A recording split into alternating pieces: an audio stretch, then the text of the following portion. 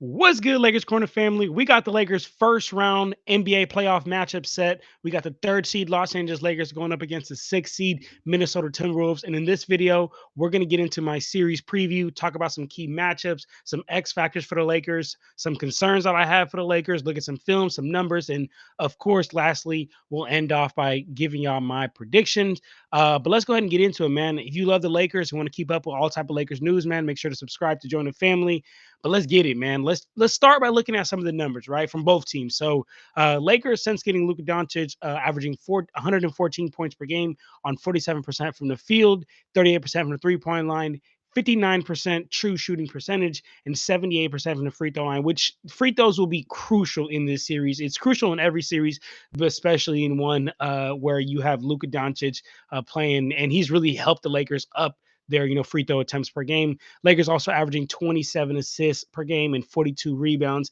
Now, on the flip side, at the Minnesota Timberwolves, when we look at their overall numbers, also averaging 114 points per game, 46% from the field, 39% from the three-point line, 58% true shooting percentage, and 77% from the free throw line. So as we can see, when we look at the numbers, right, both teams, scoring the same amount.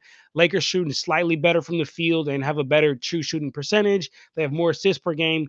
But on the flip side, the Timberwolves hitting from the three-point line at a better rate. They're out rebounding the Lakers. So as we can see, we got two evenly matched teams who is going to go to war. So then that, begs for the question of where's the X factor? What's going to be the X factor for the Lakers? So let's go ahead and get into it, man. I mean, this season, the Lakers and Timberwolves, they tied the season series 2-2, but three of those four games, Luka Doncic wasn't playing. So we're just going to go ahead and X that out. The only game that really did matter in the season series was the February 27th game where the Lakers beat the Timberwolves 111-102. And the reason why I bring up that game is because the Lakers took advantage of their first X factor that I want to talk about here with you guys. And that is overloading on Anthony Edwards and forcing others to beat you. And that's what the Lakers did in that matchup, man. I mean, for example, Anthony Edwards is, top tier player in the league, averaging 27 points per game this season. But in that game, held to only 18 points per game because the Lakers, overloaded on him and forced other guys to beat them. For example, that night, Jaden McDaniels, he went off for 15. Nikhil Alexander Walker, he had 14. Terrence Shannon Jr., he had 25. He had a breakout game. Point is, the Lakers really locked in on Ant and forced other players to beat them. Now, I know if you're a Timberwolves fan out there, you're probably just going to look at me and say, but John, Julius Randle wasn't playing in that game. And I would rebuttal to you with, you're right, he wasn't. But do we really want to talk about relying on a Julius Randle come playoffs? Because we're talking about all NBA player who every time come to playoffs has a dramatic drop off. I mean, let's look at some of these numbers. Julius Randle's playoff stats, averaging 17 points per game, 9 rebounds, 3 assists on a horrendous 34% from the field and 28% from the three-point line in the playoffs. He becomes a black hole in the offensive end. He doesn't make smart decisions, turns the ball over, and I mean it's notoriously happened the last couple of seasons to him. So I haven't seen anything to change my mind as to why it wouldn't happen. So the Lakers, that's one of their X factors they're going to really have to focus on is containing Anthony Edwards, overloading on him, sending a double to him, sending the traps to him, and forcing the Julius Randles of the world, forcing the Jaden McDaniels of the world, the Dante DiVincenzo's of the world to beat you. But let's go ahead and talk about Lakers, second X factor that I see here coming into this series. And that's simple, man. It's matchups, man. We already know Luka Doncic is going to play Rudy off the court. Doncic has the ball, down by 2. There's the switch. Gobert is out there. Doncic maneuvers for the lead. Got it! But I need the whole team to be on that same type of time. And this is what I mean when I say, be on the same type of time. I mean, look, man, if Rudy Gobert is out there and either AR is out there, LeBron is out there, or Luka's out there as well, I want to see island work every single time. Get the switch and attack. And the reason why I think, this is so important is because if we do that enough, if we make Rudy Gobert unplayable, we're gonna force Chris Finch, and Chris Finch, for y'all that don't know, he's a Timberwolves coach. We're gonna force Chris Finch's hand and give him no choice by not making him not playable, just making Rudy Gobert unplayable in this series. And part of that, is taking advantage of that matchup. And when the Lakers do that, not only do you make Rudy Gobert unplayable, and that kind of interrupts their whole system, their whole offense, but it also just interrupts everything that they've been doing the whole season, you guys. I mean, look, check it out. Rudy Gobert has started in 71 of the Timberwolves' 82 games this season. The Timberwolves have grown accustomed to playing with Rudy Gobert at the five.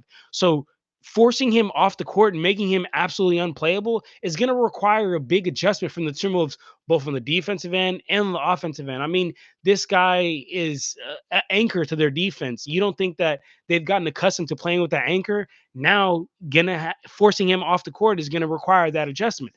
Also, it's going to thin out their bench. It's going to really hurt their depth, right? Because right now, they with Rudy Gobert playing at the five, they have Naz Reid coming off the bench. Naz Reid is a great, 6 man, 1 6 man last year, I believe. But now with Rudy Gobert being played off the court, like I said, AR, Luka, LeBron is gonna have to really island work every single time, get the switch and go at him.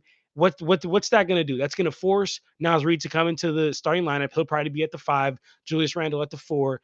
Long story short, Lakers make Rudy Gobert unplayable in this series by going at him every single time, playing extremely tough, and it interrupts their offense, interrupts their defense, interrupts the whole system that they've been had going, and it forced Chris Finch's hand into not playing Rudy Gobert. So taking him out of the equation, right? So we talk about two quick X factors, and that second X factor really had like another X factor too. Is it was like a sub X factor. But let's talk about some of the concerns that I have, because there are some concerns that I have going into the series. And the first one that I have here is simple, guys. Anthony Edwards, man. We're talking about the future face of the league. We're talking about a young player who's hungry and trying to make a name for himself.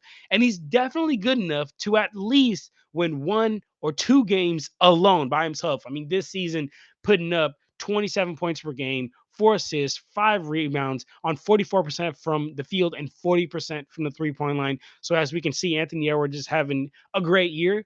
Granted, his numbers do take a little bit of a hit when going up against the Lakers. His numbers dropped from 27 points per game to 19 points per game, from 4 assists to 3 assists. He does get one more rebound and 6 rebounds, but he's shooting the three ball a lot less effective. He's shooting the three ball at 32% from the 3 point line and 40% from the field. But that's still Anthony Edwards. So you always have to, look out for him and be concerned, because players that are that good, players of that caliber, they could have a breakout game like that, man. So that's one of my first concerns. Now let's talk about my second concern here, and really one of my main concerns, and that's the size and the length of the Timberwolves, man. I mean, it's no secret, especially ever since the Lakers got Luka Doncic. We have had this glaring, huge hole inside that we've been trying to fill. Jackson Hayes has been trying to do his thing. Koloko's trying to come in to do his thing. Trey Jameson's trying to come in to do his thing. We've even had to play LeBron at the small ball five, but we've struggled against tall and lengthy teams. And when you look at the Timberwolves, they have the size, they have the length, right? They fall into that tall and lengthy, category of teams. They have Jaden McDaniels, 6'9", 7 foot wingspan. He's a versatile defender, can guard the big, can also go out and guard some players in the perimeter. They got Naz Reid, 6'9", with a 7'3" wingspan. Rudy Gobert, 7'1", with a 7'9" wingspan. And they still have, lengthy perimeter defenders on the bench like Nikhil Alexander-Walker, Dante DiVincenzo. So, and it's not even just the defense that concerns me, you guys. It's also the rebounding battle. Every high level hooper, every hooper that has played the game at a high level, that the game is won and lost on the offensive rebound and second chance points, man. The Timberwolves cannot kill us there, man, because that might be a downfall of us. That might, that's a real concern that I have, because right now they're currently grabbing 11 offensive rebounds per game and scoring 15 second chance points per game. So that rebounding battle and just their sheer size is definitely going to concern me a little bit. Want us to always be able to win the glass. I don't want us to go out sad, just by giving up a whole bunch of second chance points because we're out rebounded, man. But let's talk about my last area of concern here, and then I'll go ahead and get into my predictions here with you guys. But my last area of concern is Timberwolves 3 point shooting, man. I mean, look, guys, the Lakers, they have a inability at times to run teams off the 3 point line. I don't know if it's a strategy JJ Redick comes up with, but as a Lakers fan, it's frustrating because they struggle to run teams off the 3-point line. And the Timberwolves can easily make the Lakers pay for that. I mean, the Timberwolves are an elite 3-point shooting team. They shoot the second most amount of 3-pointers in the league right now with 39.9 per game. The Cavaliers shoot 41, which says a lot. Men lie, women lie, numbers don't. The analytics say that the teams that shoot more threes end up winning more, but that's you got to take your team's build and style into account. But I say it out to say, man, the Timberwolves shooting second most amount of 3-pointers in the league, but also they are in the top 4 in 3-point percentage in the league. So they take a lot, but they also make a lot, right? And that can be to the Lakers' detriment, not only for what I just told y'all, analytics, right? Analytics, the numbers favor teams that are shooting more 3-pointers in today's league. But if the Lakers, not only fall victim to that, but also fall asleep on defense like they do, also not communicate and switch very well, and also not hustle and run shooters off the 3-point line, the Timberwolves, they can make the Lakers pay for that if we don't do that, man. So that is definitely one of my areas of concern as well. But I just wanted to get on here, y'all, talk about a quick, series preview, give y'all my thoughts, tell y'all some of the X factors for the Lakers that I see, and tell y'all some of the concerns that I see here for the Lakers. And we've gotten to the point of the video where you probably just, you want to know my prediction. You heard the X factors, you heard the concerns, but you're saying, John, well, what's your prediction, man? I can never go up against my Lakers, man.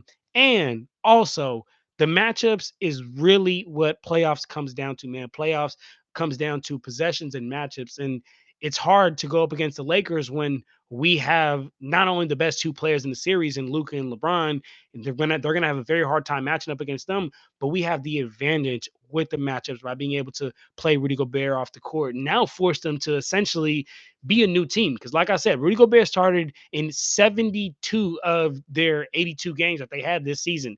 We're forcing them to play like a different team that they've grown accustomed to, man. So with all that being said, I do got Lakers in 6, man. I want to hear what y'all got to say in the comment section down below. I want to hear what y'all got to say about some of my X factors, some of my concerns, and also you guys' predictions, man.